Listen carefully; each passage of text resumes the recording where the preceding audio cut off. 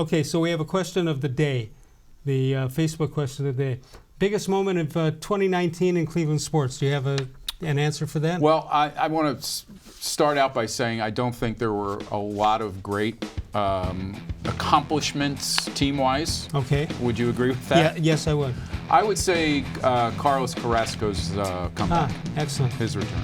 Glenn Berger says the Browns' 40-25 win in Baltimore in September to even their record at 2-2. Everybody was feeling good about the Browns after that game. It went downhill pretty fast after that, after the Baltimore win.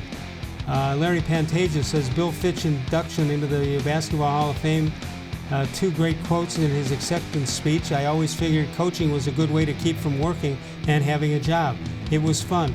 Number two, I was hired in a whole lot of places because nobody wanted the job.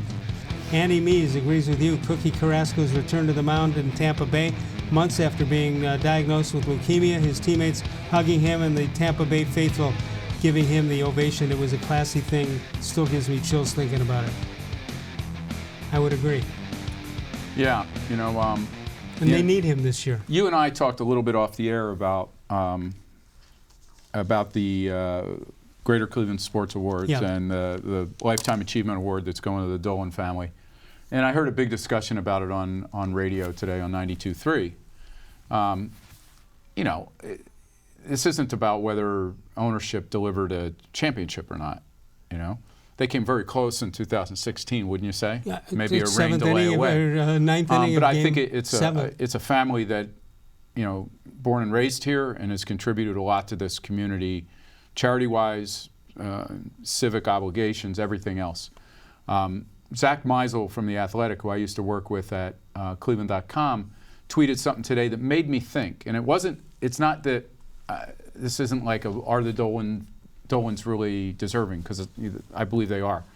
But he thought it was a good opportunity and maybe the right opportunity to give that award to Fred McLeod this year.